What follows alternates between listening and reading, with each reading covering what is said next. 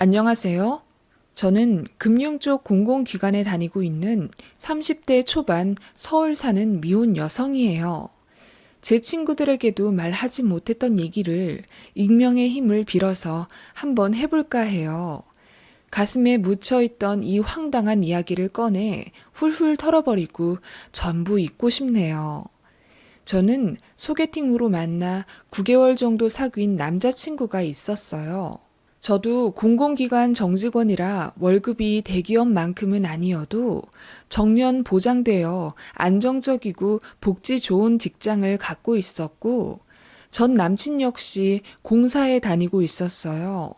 월급은 비슷비슷했지만 남친은 대학 다니며 군대도 다녀오고 휴학도 꽤 오래 했던 터라 취직을 늦게 한 편이었죠. 그래서 모은 돈이 거의 없었습니다. 저나 남친이나 둘 다 본가가 지방인데 남친은 집에서 아무 지원을 안 해준다고 하더라고요.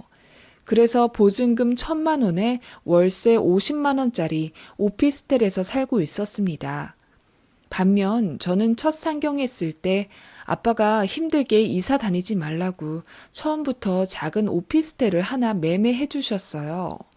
그때 당시 1억 1,000만 원 정도였는데 동네 호재로 집값이 미친 듯이 올라서 4년 정도 지나니 거의 2억이 되더라고요.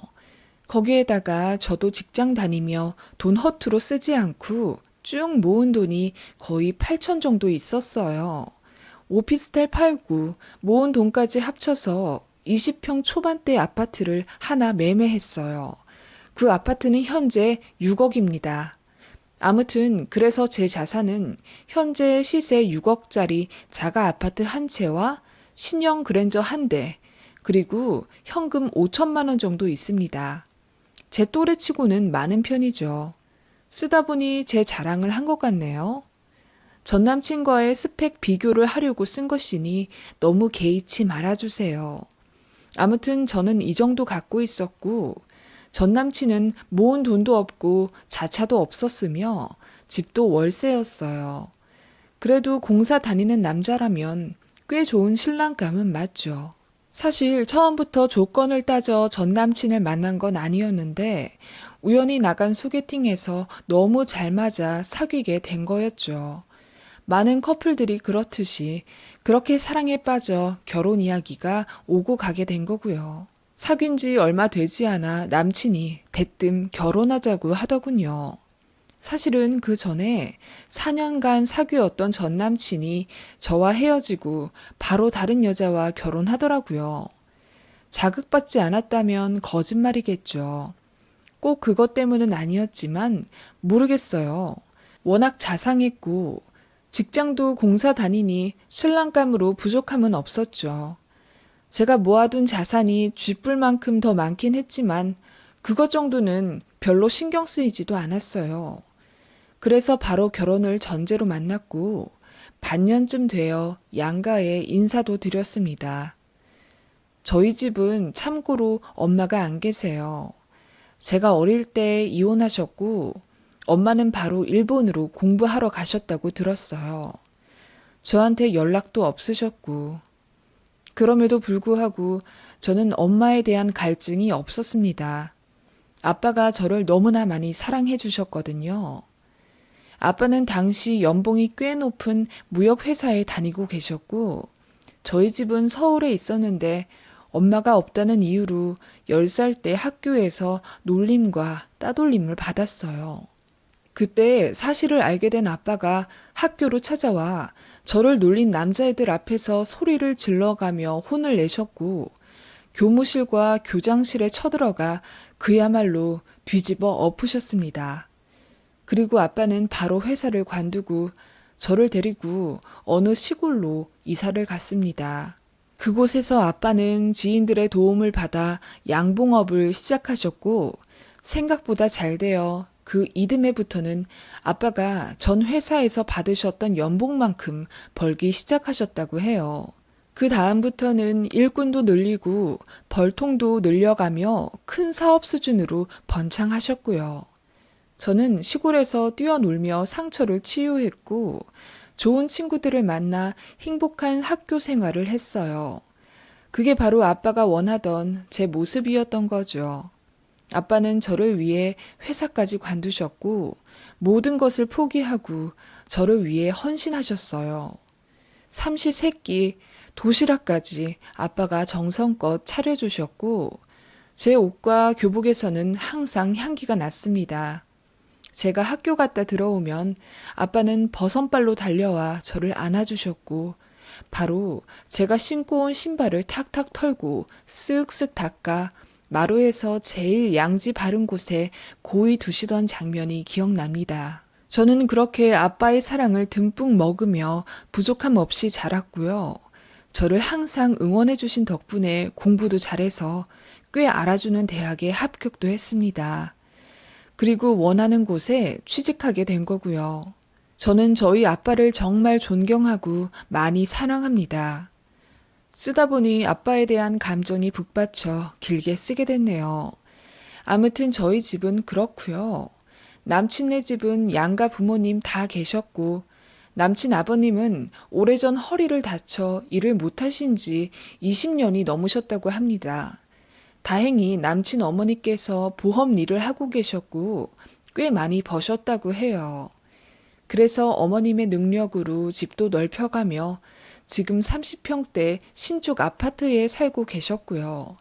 얘기 들었을 때 정말 존경스러웠어요. 남친 집에 인사 갔을 때 어머님께서 이 부분에 대해 많이 스스로 자긍심이 높아 보이셨습니다. 내가 아니었으면 우리 아들 공부도 못 시켰고 이 집도 절대 이사 못 왔을 거야. 내가 그 정도 벌어서 다행이었지. 아무튼 여자도 벌어야 한다. 나는 그래서 우리 아들 신부감을 꼭 맞벌이 하는 조건이었으면 좋겠어. 네, 저도 요즘은 맞벌이 하는 게 더 좋다고 생각해요. 돈도 돈이지만 여자고 남자고 다들 똑같이 공부해서 사회 나왔는데 아깝기도 하잖아요. 여자고 남자고 다들 똑같진 않지. 여자가 일은 하지만 집안일도 책임지긴 해야 하는 거야. 나는 뼈 빠지게 일을 하면서도 우리 집 어질러지는 건 못 보겠더라고. 냉장고도 내가 칼같이 관리하고 우리 가족 밥도 내가 다 해먹였어. 어머님이 저 들으라는 듯이 말씀하시더라고요. 좀 당황스러워서 제가 네. 아버님 거동이 조금 불편하시기도 하니까 라고 말을 하니까 남친 어머님이 버럭 화를 내시며 아무리 그래도 여자가 남편 옷도 책임져야 하고 빨리 집에 들어와서 저녁도 차려야 한다고 하시더군요. 그건 불변의 진리라면서.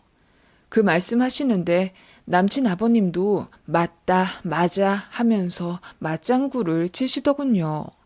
듣기 불편하더라고요. 결혼하게 되면 잔소리 엄청 치실 것 같다는 느낌에 불안하기도 했고요. 이게 그 말로만 듣던 시짜짓인가 싶더군요.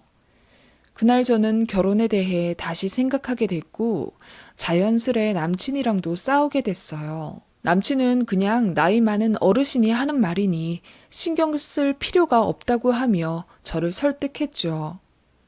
아니, 내가 자기한테 집안일 다 넘길 사람이야?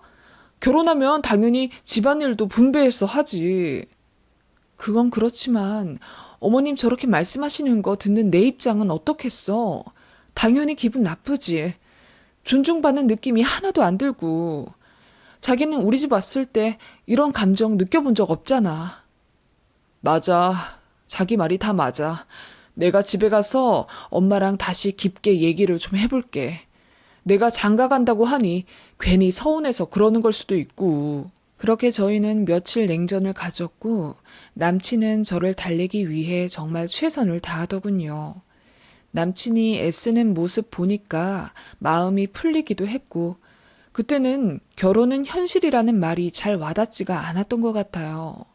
남친 부모님이야 어차피 따로 살 거고 내가 살붙이며 살아야 하는 사람은 남친인데 남친 부모님이 그렇게 중요한 영향이 있을까 싶더군요. 그런 생각이 들어서 그냥 결혼을 감행했던 것 같아요. 하지만 저희 아빠는 제가 남친 집에서 들은 이야기 때문에 결혼을 탐탁지 않아 하셨어요.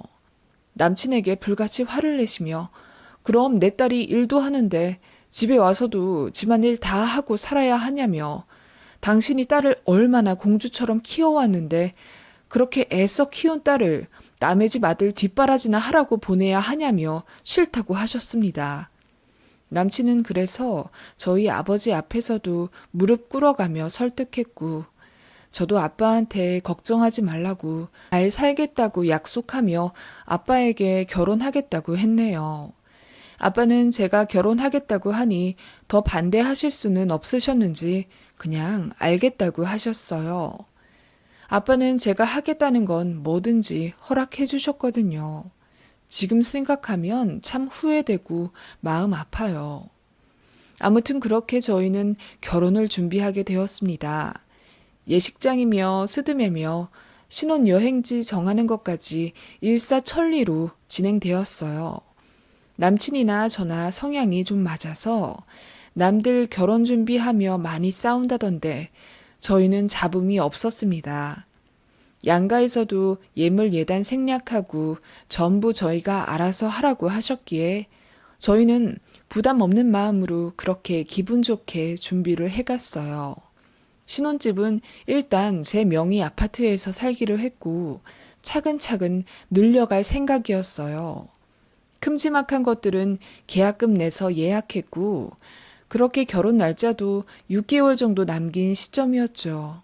상견례를 조금 일찍 하자는 예비 시어머니의 말씀에 부랴부랴 급하게 준비를 했습니다. 그렇게 하게 된 상견례. 저희가 서울에 살고 있기에 양가 부모님들도 다 지방에서 올라와 서울에서 상견례를 치르게 되었어요. 강남에 아주 프라이빗하고 고급스러운 한정식을 예약했고 남친 부모님과 남친 그리고 저와 저희 아버지 이렇게 5명이 참석하게 되었어요. 예비 시아버지는 워낙 말씀이 없으셨고 그냥 웃기만 하셨습니다. 예비 시어머니는 말씀이 진짜 많으셨고요. 저희 아버지도 아는 사람들 앞에선 수다쟁이라고 불릴 정도로 말씀이 많은 편인데 그날따라 말씀을 아끼시더군요. 예비 시어머니가 웃으며 물꼬를 트셨습니다. 아유, 혼자 키우셨다면서요? 정말 고생이 많으셨겠어요. 대단하시네요. 내 딸인데 당연히 내가 잘 키워야죠. 고생 하나도 안 했습니다. 아빠가 웃으면서 화답하자 예비 시모가 웃음기를 조금 거두며 말하시더군요. 그런데 어쩌나? 엄마가 없어서 뭘 배우지를 못했겠어요. 무슨 말씀이신지 뭘 배우지를 못했겠다뇨? 아니, 이제 결혼하면 밥도 하고 빨래도 하고 집안일 자잘한 것들 다 정리해야 할 텐데 보고 배운 게 없어서 뭐 요즘 여자애들이 다 그렇다고는 하지만요. 하시며 예비 시모가 깔깔 웃으시더군요. 솔직히 말해서 초반부터 기싸움 거시는 게 느껴졌습니다. 그렇게 저를 후려치시려고 한 모양이더라고요. 아빠가 기분 상해하신 게 느껴졌고 귀까지 빨개지셨어요. 그거 보니 저도 마음이 안 좋더라고요. 그래서 한마디 했어요. 여자만 집안일 하는 시대는 끝난 것 같은데요. 저도 일하는 사람인데 당연히 진수 씨랑 같이 해야죠. 그게 현명한 결혼 생활 아닐까요? 잡음도 안 생기고. 무슨 말이니? 그래도 여자가 하는 거랑 남자가 하는 거랑은 달라. 여자 손끝이 야무져야 집안이 잘 돌아가지. 엄마 없는 집은 다 티가 나기 마련. 아이고 그구. 예비 시모가 무심코 말씀하시다가 갑자기 입을 막으며 말을 줄이시더라고요. 저희 아빠는 헛기침을 한번 하셨지만 화는 내지 않으시고 부드럽게 웃으시며 말씀하셨어요. 아무래도 애비 손끝이 투박해서 야무지진 못했겠죠. 사람마다 부족한 면이 왜 없겠습니까? 그래도 우리 딸 공주처럼 잘 해입히고 잘 먹이고 남부럽지 않게 키웠습니다. 자취할 때 보니 집안도 깨끗하던데요. 안 가르쳐도 현명하게 잘 해낼 겁니다. 모름지기 부부는 이제 하나인데 둘이서 잘 맞춰 나가겠죠. 아무리 그래도 여자는 여자입니다. 나도 우리 집 먹여 살리면서 내가 다 했어요. 여자가 그래야 합니다. 코피 쏟아가면서도 남편 밥 먹은 거 설거지하고 남편 와이셔츠 다려가면서 사는 게 여자의 일생이지요. 사부인, 말씀이 좀... 같이 일하는데 어찌 우리 딸만 집안일을 합니까? 나는 그렇게는 안 했으면 좋겠어요. 안 하는 게 아니라 못 하는 거겠죠. 따님이 하자가 있다고 왜 먼저 말을 못 하십니까? 뭐라고요? 하자? 예비 시모의 말에 아빠가 버럭 화를 내셨고 순식간에 상견례장이 아수라장이 되었습니다. 아빠는 울그락불그락 성을 참지 못하셨고 남친이 예비 시모를 말리느라 정신이 없었어요. 엄마, 왜 그러세요? 말씀을 좀 가려 하세요. 이보시오. 내 딸이 하자가 있다니 엄마 없이 자란 게 그렇게 큰 흠입니까? 왜 흠이 아니에요. 뭐 좋은 직장 다니고 집도 있는 건 알겠는데 아무리 그래도 딸이 엄마한테 좀 배워서 시집을 와야지. 그래야 시어머니 사랑도 받고 살지 않겠어요? 말은 끝까지 들어보셔야지.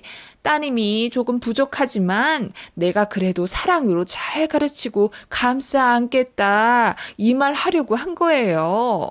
성격이 조금 급하시네. 예비 시모가 비아냥거리듯 말했고 아빠는 시어머니 사랑이라는 말에 조금 움찔하신 듯 했습니다. 정말 마음이 찢어질 듯 아프더군요.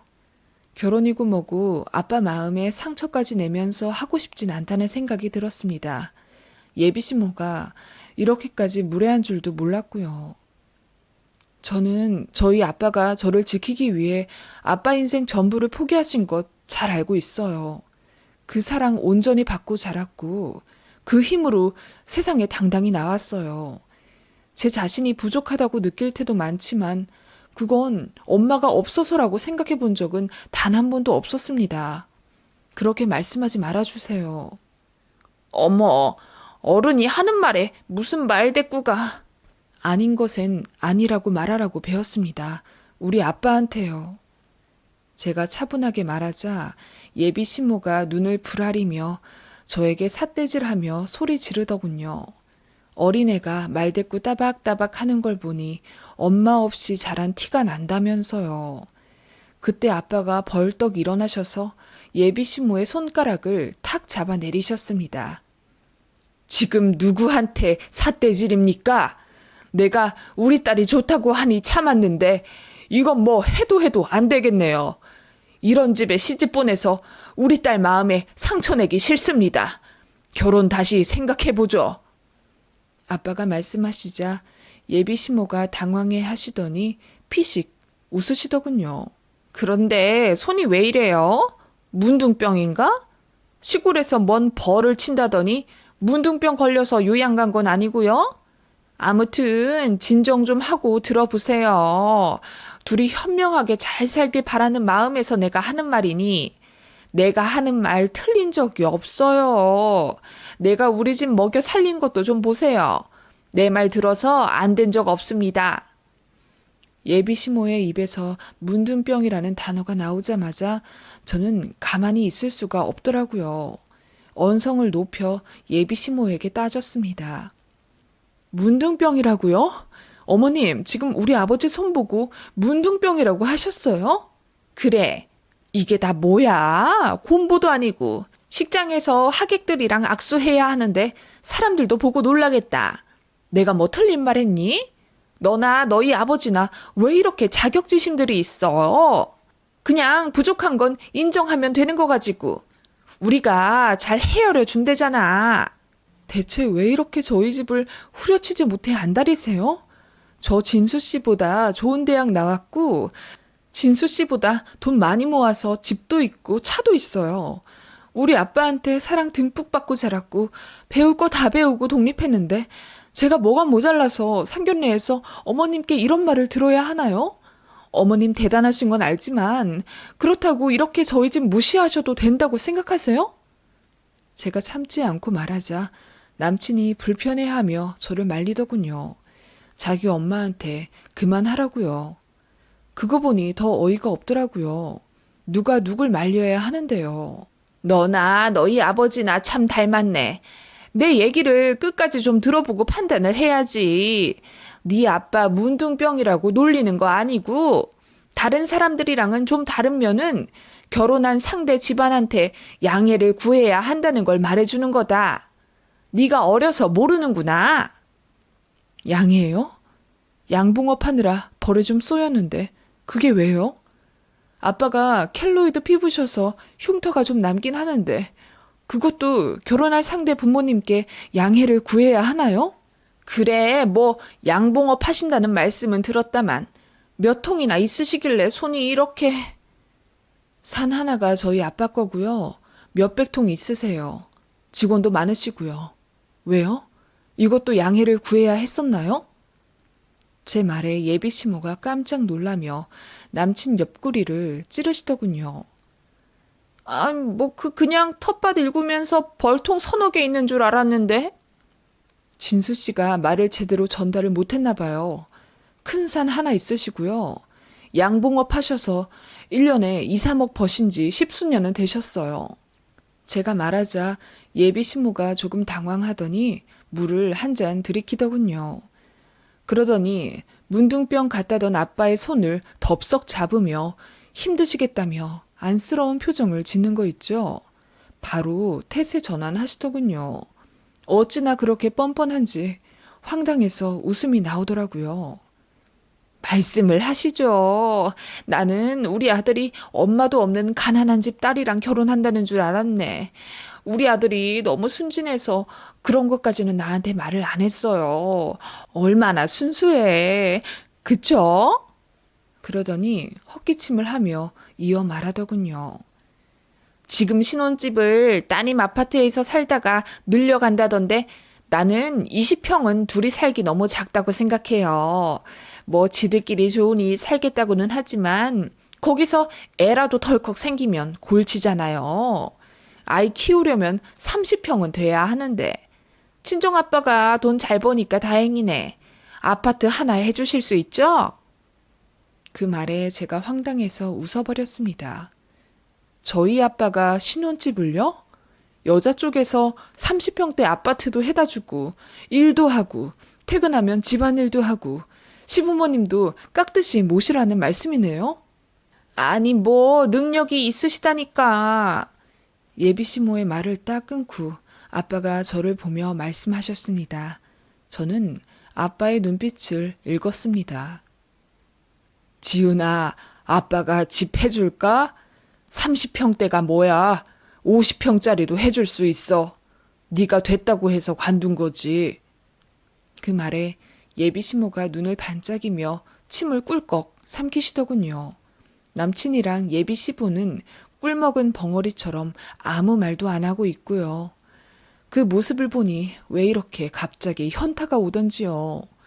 정말 다 정 떨어지고 관두고 싶더라고요. 네, 아빠 해주세요. 대신 제가 제대로 된 남자 데리고 오면요. 그 말을 하고 저는 아빠의 상처 가득한 손을 잡고 일어났습니다. 이런 집안, 이런 남자 말고요. 하며 제 짐을 챙겼어요.